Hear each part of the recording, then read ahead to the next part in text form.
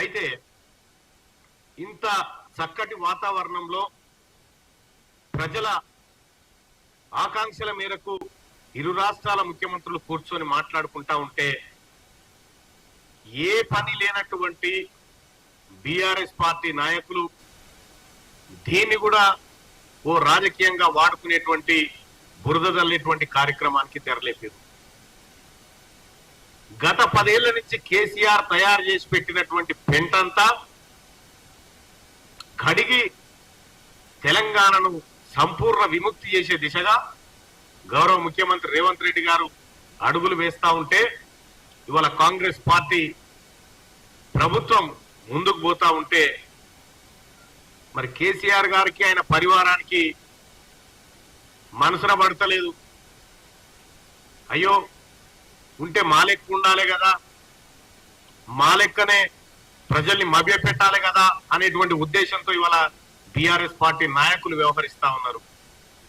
10 ఏళ్ల కాలంలో మీరు జగన్మోహన్ రెడ్డి గారు కేవలం మీ స్వార్థ రాజకీయాల కోసం తప్ప దేనికోసమన్నా ప్రగతి భవన్లో మీరు వాడుకున్నారా? ఓ 2 రాష్ట్రాల ముఖ్యమంత్రులు కూర్చొని మాట్లాడి ఉన్న సమస్యలేంటి అనేటువంటి చర్చ ఎప్పుడైనా జరిగిందా? కల్వకుంట్ల చంద్రశేఖరరావు గారిని మేము అడుగుతా ఉన్నాం. ఏ ఒక్క రోజు కూడా ఈ ఇరు రాష్ట్రాల ప్రయోజనాలను కాంక్షించినటువంటి కల్వకుంట్ల చంద్రశేఖరరావు ఆయన పార్టీ ఇవాళ సుదీర్ఘకాలం పెండింగ్ లో ఉన్నటువంటి అంశాలను పరిష్కరించుకునే దిశగా కాంగ్రెస్ పార్టీ ప్రభుత్వం ముందుకు పోతా ఉంటే ఇలా జీర్ణించుకోలేకపోతా ఉన్నారు. నేను ఒక్కటే అలగదలుచుకున్న బీఆర్ఎస్ పార్టీ నాయకులను,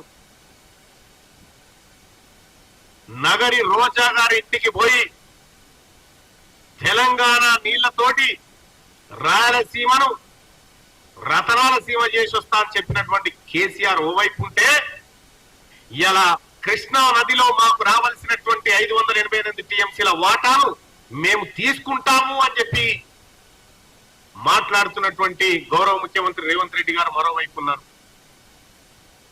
ఇలా 7 మండలాలు తెలంగాణ ప్రాంతం నుంచి 7 మండలాలు ఆంధ్రాలో కలపడానికి అంగీకరించినటువంటి కేసీఆర్, అప్పటి ముఖ్యమంత్రిగా ఉన్నటువంటి ఆయన ఇవాళ 7 మండలాలు వాపస్ తీసుకురావాలి, కృష్ణా నీళ్ళల్లో వాటా మనకు రావాలి. ఈ అన్నిటికీ కారకులు మీరే కదా. సాగు సంపినోడే శవం దగ్గర కూర్చొని ఏడిచినట్టుకుంది ఆయన కథ.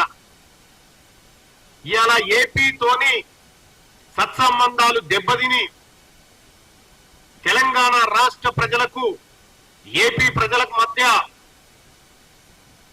నిత్యం ఏదో గొడవ జరిగే విధంగా కేసీఆర్ గారు ఆ రోజు వ్యవహరిస్తే ఇవాళ ఇరు రాష్ట్రాల ముఖ్యమంత్రులు మళ్ళీ అన్నదమ్ముల వలె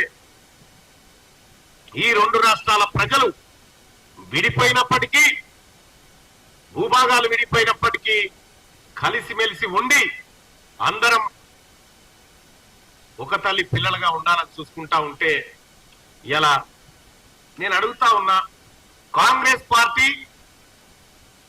మిలాఖాత్ అయిపోయింది అని చెప్తా ఉన్నారు. సిగ్గుండాలి మాట మాట్లాడడానికి. పార్టీలు వేరు, ప్రభుత్వాలు వేరు. కాంగ్రెస్ పార్టీ ప్రభుత్వం తెలంగాణ ప్రజల ఆకాంక్షల మేరకు పనిచేస్తుంది, తెలంగాణ ప్రయోజనాల కోసం పనిచేస్తుంది. కానీ కేసీఆర్ గారు మీరు ముఖ్యమంత్రిగా ఉన్నటువంటి సందర్భంలో నీవిచ్చినటువంటి కాంట్రాక్టులు, నువ్వు చేసి పెట్టినటువంటి దోపిడంతా ఆంధ్ర నుంచి మనకు రావాల్సిన వాటాలు అనడం వదిలేసి ఇక్కడున్న సంపద అక్కడ దోచిపెట్టినటువంటి మీరు ఇవాళ కాంగ్రెస్ పార్టీ నిబద్ధత గురించి, కాంగ్రెస్ పార్టీ పాలన గురించి మాట్లాడడం సిగ్గుచేటు. ఇంకా ఏ అంశం తీసుకున్నా ఏదో ఒక కాంట్రవర్సీ చేయాలి, ప్రజల్లో గందరగోళం సృష్టించాలనేటువంటి ఈ చిల్లర పనులు బంద్ చేసి ఆ ప్రతిపక్ష నాయకుడిగా నీ పాత్ర నిర్వహిస్తే బాగుంటది. ఇప్పటికే మిమ్మల్ని, మీ మాటల్ని నమ్మక ఎక్కడి పార్టీ నాయకులు అక్కడికి వెళ్ళిపోతా ఉన్నటువంటి సందర్భంలో ఇవాళ ఇరు రాష్ట్రాల ముఖ్యమంత్రుల భేటీని వివాదం చేయదలుచుకున్నారు. దీన్ని తెలంగాణ ప్రజలు గమనిస్తా ఉన్నారు. అసలు ఏ ఒక్క రోజైనా ఏపీ నుంచి రావాల్సినటువంటి విద్యుత్ బకాయిల మీద ఎన్నడన్నా మాట్లాడినావా? ఇటు పోతావు నరేంద్ర మోడీ గారి దగ్గరికి పోతావు, మా దగ్గరనే అడగలుగా పైసలునే మాకెందుకని చెప్తావు. ఇవాళ ముఖ్యమంత్రి గారు, గౌరవ ముఖ్యమంత్రి రేవంత్ రెడ్డి గారు అటు రాష్ట్ర ప్రయోజనాల కోసం నరేంద్ర మోడీ గారు ప్రధానమంత్రి హోదాలో ఉన్నటువంటి నరేంద్ర మోడీ గారి దగ్గరికి ముఖ్యమంత్రి హోదాలో పోయి కలిసి ఈ ప్రాంతానికి రావాల్సినటువంటి హక్కుల కోసం మాట్లాడి ఈ రాష్ట్ర ప్రజల ప్రతినిధిగా ఆయన పోతే ఇవాళ కాంగ్రెస్ బీజేపీ మిలాఖత్ అయిందని చెప్తావు. సాధ్యమవుతుందా ఇది? ఎవరన్నా నమ్మే ముచ్చట్నేనా ఇది? బీఆర్ఎస్ పార్టీ నాయకులకు ఏమాత్రం సిగ్గనిపిస్తలేదు. ఎందుకు చెప్తా ఉన్నామంటే ఇవాళ తెలంగాణ రాష్ట్రంలో ఆర్థిక దోపిడీ, భూదోపిడీ, వనరుల దోపిడీ చేసినటువంటి కేసీఆర్ కుటుంబం ఈ రాష్ట్ర ప్రజల ప్రయోజనాలను ఎప్పుడు పట్టించుకోలే. తెలంగాణ రాష్ట్రం ఏర్పడినటువంటి నీళ్లు, నిధులు, నియామకాల కోసం ఇవి నెరవేరాలనేటువంటి ఆకాంక్షతోని ఆ తల్లి సోనియా గాంధీ కాంగ్రెస్ పార్టీ అప్పుడు యూపీఏ గవర్నమెంట్ తెలంగాణ రాష్ట్రాన్ని ఇస్తే రాష్ట్రాన్ని కుక్కలు చింపిన ఇస్తరాకులాగా మార్చినటువంటి కల్వకుంట్ల చంద్రశేఖరరావు గారికి ఎలాంటి అర్హత లేదు ప్రస్తుత భేటీ గురించి మాట్లాడడానికి అని చెప్పి తెలియజేస్తా ఉన్నా. కనీసం ఈ భేటీని స్వాగతించాల్సింది పోయి విమర్శలకు దిగుతున్నటువంటి బీఆర్ఎస్ పార్టీ, మీ పార్టీ ఆయుసే దినదిన గండం మూరేళ్ళ ఆయుసు, పెద్ద మనుగడలో ఉండే పరిస్థితిలో లేదు. ఇవాళ తెలంగాణ ప్రజలు హర్షిస్తా ఉన్నారు, ఇరు రాష్ట్రాల తెలుగు ప్రజలు గర్వపడతా ఉన్నారు. ఇరు రాష్ట్రాల ముఖ్యమంత్రులు అన్నదమ్ముల వలె కూర్చొని సమస్యలు పరిష్కరించుకోవడానికి ముందుకొచ్చినటువంటి సందర్భంలో ప్రజలంతా సంతోషపడతా ఉన్నారు. కాబట్టి మేము ఒక విషయం చెప్పదలుచుకున్నాం కేసీఆర్ గారికి, ఆయన పరివారానికి అందరికీ. 10 ఏళ్ల పాటు గతంలో ఉన్న విభజన సమస్యలు అట్లా ఉండగా 10 ఏళ్ల పాటు నువ్వు తయారు చేసిన పెట్ట మామూలుగా ఏం లేదు. 10 ఏళ్ల పాటు అనేకమైనటువంటి సమస్యలు సృష్టించరు. ఇక్కడ కృష్ణానది నీళ్ల వాటా విషయంలో సుప్రీంకోర్టులో ఉన్న కేసును వాపసు తెచ్చుకుంటావు, అన్ని సమస్యలను జటిలం చేసినావు. ఇవాళ కేసీఆర్ చేసిన పాపాలను కూడా రేవంత్ రెడ్డి గారే కడగాల్సినటువంటి పరిస్థితికి వచ్చింది. సోదరులారా,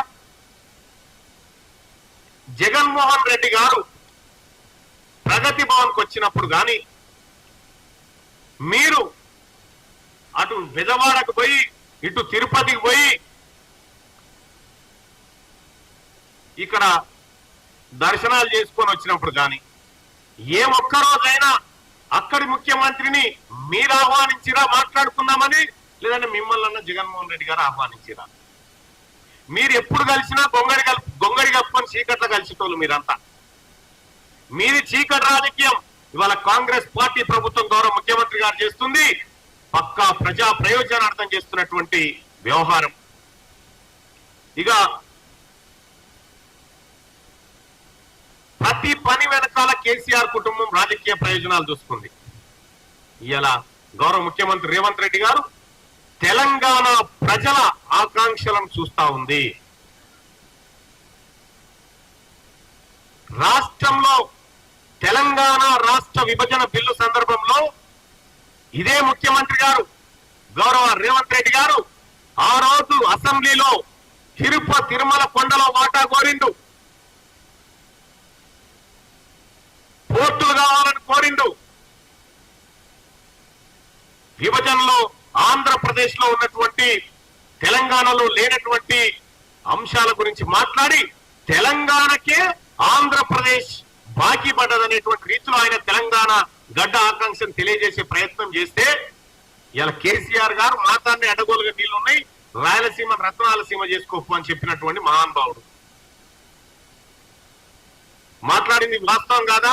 రేవంత్ రెడ్డి గారు అసెంబ్లీలో మాట్లాడిన వీడియోలు కావాలంటే ఆ యూట్యూబ్ లో ఉన్నాయి, మీకు పంపమంటే పంపుతాం. ఇవాళ ఏదేమైనప్పటికీ ఒక మంచి వాతావరణంలో సమావేశం జరుగుతూ ఉంటే ఈ మంచి వాతావరణాన్ని చెడగొట్టాలనేటువంటి ఉద్దేశంతో బీఆర్ఎస్ పార్టీ ప్రయత్నాలు చేస్తా ఉంది.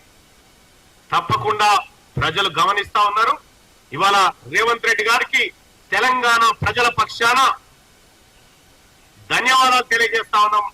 ఆయన చర్చల్లో తెలంగాణ ప్రజల ఆకాంక్షలు నెరవేర్చబోతున్నందుకు ధన్యవాదాలు.